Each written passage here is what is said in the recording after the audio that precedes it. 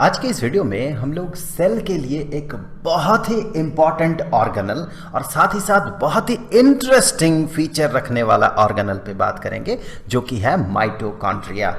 यहां पर ये जो आपको दिख रहा है ये माइटोकॉन्ड्रिया है। ये माइटोकॉन्ड्रिया सेल के लिए एनर्जी का सोर्स होता है। कैसे एनर्जी का सोर्स होता है? क्योंकि माइटोकॉन्ड्रिया ही सेल के लिए जरूरी ATP which is adenosine triphosphate, इस एटीपी का जनरेशन करता है, इसे बनाता है।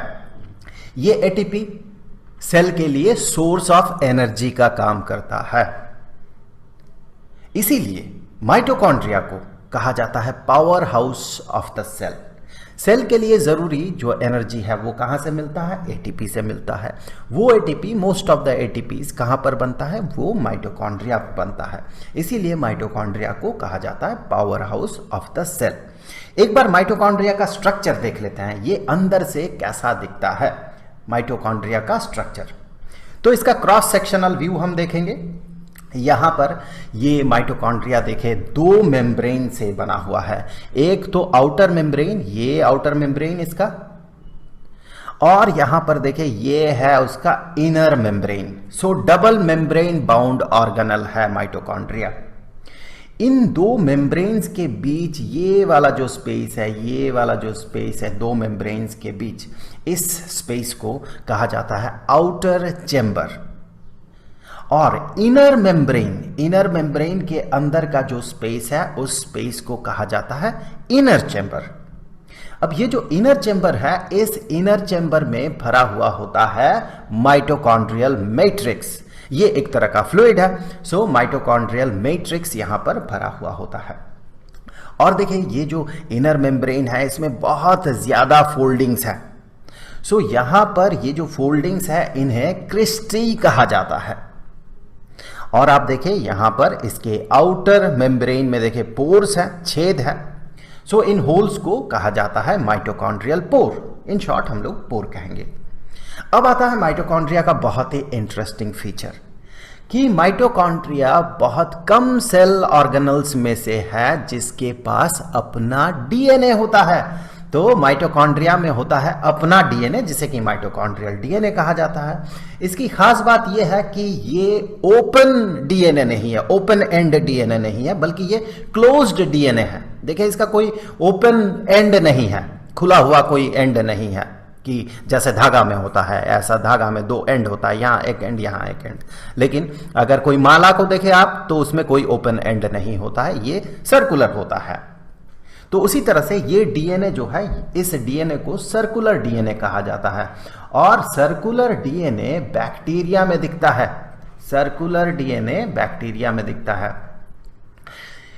इसीलिए लिन मर्गुलिस ने एक थ्योरी दिया था कि कभी हो सकता है कोई बैक्टीरिया एक दूसरे बैक्टीरिया को खा गया होगा और वो दोनों सिम्बायोसिस में आ गया होगा और फिर जाके यूकैरियोटिक सेल्स की शुरुआत हुई होगी। ये माइटोकॉन्ड्रिया वो खाए जाने वाला बैक्टीरिया है जिसको दूसरे बैक्टीरिया ने निगल लिया था। इसीलिए इसके पास बैक्टीरिया का बहुत सारा फीचर दिखता है। देखिए एक वीडियो में जहां पर हमने कैसे प्रोकैरियोटिक सेल से यूकैरियोटिक सेल का एवोल्यूशन हुआ, उस वीडियो पे हमने इस पे और भी काफ़ी डिटेल्स में बात किया था। तो जब समय मिले आप उस वीडियो को ज़रूर से देख लीजिएगा। डिस्क्रिप्शन में सारे रिलेटेड वीडियोज़ का लिंक रहेगा।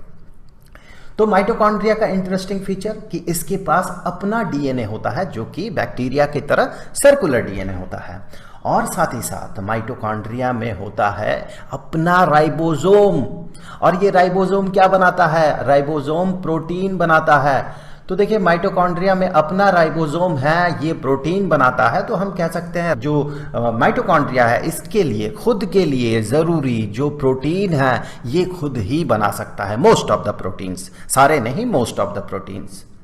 कुछ कुछ के लिए, कुछ कुछ प्रोटीन के लिए इसे सेल के न्यूक्लियस पे डिपेंडेंट होना पड़ता है। लेकिन मोस्ट ऑफ द प्रोटीन्स या बहुत सारा प्रोटीन्स आप कह सकते हैं राइबोसोम, जो माइटोकॉन्ड्रियल राइबोसोम है वो बना देता है, जिससे इसका काम चलता है। तो यहां से हम ये कह सकते हैं कि माइटोकॉन्ड्रिया जो कि अपना ही प्रोटीन को ये प्रोड्यूस कर सकता है, इस हिसाब से ये माइटोकॉन्ड्रिया जो है इसे हम सेमी ऑटोनोमस ऑर्गेनल कहेंगे। अब ऑटोनोमस क्या होता है? जो खुद पे ही डिपेंडेंट है, जो कि इंडिपेंडेंट है। दूसरों से इंडिपेंडेंट जो होता है उसे हम ऑटोनोमस कहते हैं।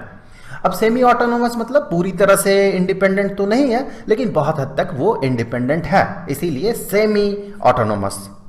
बहुत सारा प्रोटीन ये अपना बना सकता है और बहुत सारे प्रोटीन के लिए इसे सेल के न्यूक्लियस पे डिपेंडेंट रहना पड़ता है। अब देखिए, इतना जो चीजें हम लोग माइटोकॉन्ड्रिया के बारे में जान चुके हैं, तो इससे हम माइटोकॉन्ड्रिया को डिफाइन कर सकते हैं कि जैसे कि हमने बात किया, माइटोकॉन्ड्रिया क्या है। माइटोकॉन्ड्रिया एक तरह का ऑर्गेनल है, सेल ऑर्गेनल है, जो कि semi autonomous double membrane bound organelle है। मैं यहां पर अंडरलाइन कर देता हूं। माइटोकॉन्ड्रिया क्या है?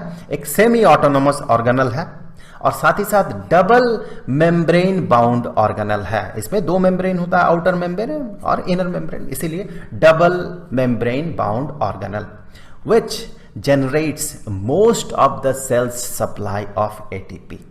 ATP जिसका फुल फॉर्म है एडेनोसिन ट्राइफॉस्फेट, और यही ATP जो है ये एनर्जी जनरेट करता है सेल के लिए।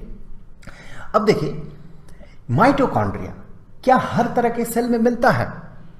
नहीं, हर तरह के सेल में नहीं मिलता है। कुछ कुछ सेल्स में माइटोकॉन्ड्रिया ज्यादा होता है और कुछ कुछ सेल्स में माइटोकॉन्ड्रिया कम होता है। इवन कुछ सेल्स ऐसे हैं जिसमें माइटोकॉन्ड्रिया एब्सेंट होता है। आप खुद सोचें, किन सेल्स को माइटोकॉन्ड्रिया की जरूरत ज्यादा है? जिनको एनर्जी ज्यादा चाहिए होगा, क्योंकि ये तो एटीपी जनरेट करता है जो कि एनर्जी का सोर्स है। तो जिन सेल्स को एनर्जी ज्यादा चाहिए होगा उनके लिए माइटोकॉन्ड्रिया का जो अहमियत है वो ज्यादा है और उनमें माइटोकॉन्ड्रिया ज्यादा होगा। तो अब देखिए, सबसे ज्यादा किस सेल में माइटोकॉन्ड्रिया पाया जाता है? ऑब्वियसली आपके जो मसल्स हैं, ये इसे काफी एनर्जी चाहिए होता है, तो मसल सेल्स में माइटोकॉन्ड्रिया रिलेटिवली ज्यादा होता है। उनमें से भी अगर आप गौर करें तो एक ऐसा मसल जो कि हमेशा काम करता है, कभी रुकता ही नहीं, कौन सा मसल है वो? Heart muscle. तो हार्ट मसल में जो सेल है जिसे कि हमेशा एनर्जी की जरूरत होती है, इसीलिए हार्ट मसल के सेल में सबसे ज्यादा माइटोकॉन्ड्रिया पाया जाता है। इवन एक एक सेल में 5-5 हजार माइटोकॉन्ड्रिया पाया जाता है। और ऐसे भी सेल्स हैं जिनमें माइटोकॉन्ड्रिया बिल्कुल भी नहीं पाया जाता है। माइटोकॉन्ड्रिया अगर ह्यूमन पर्सपेक्ट में देखें तो रेड ब्लड सेल्स में माइटोकॉन्ड्रिया बिल्कुल भी नहीं पाया जाता है।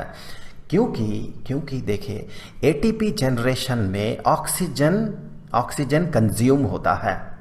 रेड ब्लड सेल ऑक्सीजन को कैरी करता है और कैरी करके ये जरूरत वाले जगह पे, जहां ऑक्सीजन की जरूरत है, वहां तक ये पहुंचाता है। अगर ये खुद ही उस ऑक्सीजन को कंज्यूम करने लगे एटीपी बनाने के लिए, तब ये सही जगह पे सही मात्रा में ऑक्सीजन नहीं पहुंचा पाएगा। इसीलिए रेड ब्लड सेल्स में माइटोकॉन्ड्रिया एब्सेंट होता है। तो आई होप कि ये वीडियो आपके लिए हेल्पफुल रहा।